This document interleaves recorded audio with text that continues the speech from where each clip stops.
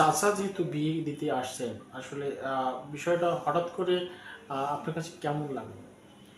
আমার কাছে খুব খারাপ লাগছে, খুবই বিরক্ত লাগছে যে সে কেন হঠাৎ করে আমার লাইফে বা আমাদের লাইফে ইন্টারফেয়ার করবে। যখন বাবা মারা মারা গিয়েছিলেন তখন তো সে পারতো আমাদের দায়িত্ব নেওয়ার জন্য। সে দায়িত্ব নেওয়ার পরে যদি বলতো যে হ্যাঁ, তোমরা আমার কথা মতো শুনবা, বিপদে আমি তোমাদের পাশে ছিলাম, তখন হয়তো আমি চাচার কথা শুনতে পারতাম বা শুনতাম যে চাচা আমাদের বিপদের সময় ছিলেন, তাহলে চাচা আমাদের ভালোই চান। যেহেতু সে আমার মানে ওই টাইমে ছিলেন না, তখন আমি আমার লাইফ মানে ওই টাইমটা কাটিয়ে চলে আসছি, তখন সে আমাকে মানে আমার পাশে আসছেন, মানে আমার ভালো করার জন্য। তখন আমার কাছে ওই ভালোটা আমার কাছে ভালো মনে হয় নাই। তো এই জন্য মূলত চাচার কথাটা আমি শুনিনি। আচ্ছা, চাচা যার সাথে বিয়ে ঠিক করার কথা বলছিলেন আপনাদের পরিবারকে বা আপনাকে, আসলে তাদের কি চিনতেন আপনি?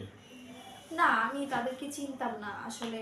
মানে সে ছেলে কোথাকার বা মানে এটা অফার তো দিয়েছে যে আসলে হ্যাঁ, অমুকের সাথে তোমার এটা হবো। আমি কখনো খোঁজ খবর নিতে যাইনি যে যেহেতু আপনি এটার সাথে ইন্টারভিউ নাই আপনার সাথে। হ্যাঁ, আমার সাথে টোটালি কোনো ইয়েই নাই যে কোথায় কিভাবে।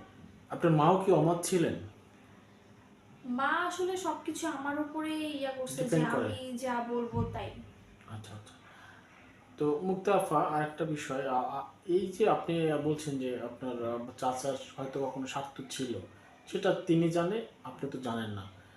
কিন্তু আপনার কোনো মতামত নেই যে আসলে আপনার একটা অবস্থানে যাওয়া উচিত, বা আপনি তো মেয়ে মানুষ, কতদিন বা একা থাকবেন?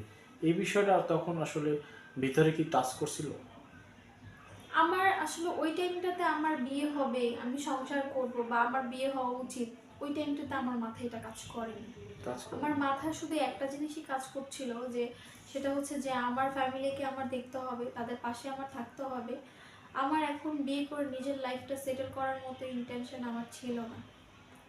আমার তাদের পাশে দাঁড়ানোটাই আমার মূল মূল ইচ্ছা ছিল। তো আমি সেটাই করেছি। আলহামদুলিল্লাহ, আমার মনে হয় সেটাই আমার ভালো উদ্যোগ ছিল আর কি। আচ্ছা, আরেকটা জিনিস, এই সময়টা আপনার একেবারেই গার্ডিয়ান ছাড়া, যেটাকে বলে একজন আহ, পরিবারের একজন কর্তা থাকে, আপনার নেই।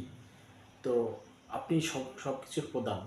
কিন্তু অনেক সময় দেখা গেছে এরকম অবলা ঘরে বা অবলা নারীদের পাশে অনেকেই এসে টাচ করে, একটু খোঁচাখুচি করে, বাংলায় বললাম।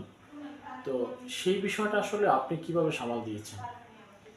হ্যাঁ, এরকম অনেকে এসেছে যে লাইফে যে ওর তো কেউ নাই, দেখি ওরে কিছু মানে একটু পটানো যায় কিনা বা ওরে বিয়ে করা যায় কিনা বা ওর সাথে রিলেশন করা যায় কিনা, এরকম অনেকেই চেষ্টা করেছে। বাট আমি আসলে ওইভাবে কখনো ইয়া করি নাই। বলে না মানুষ যে হাজার জন হাজার কথা বলে, বাট নিজের কানে না নিলে সেটা কিছু হয় না।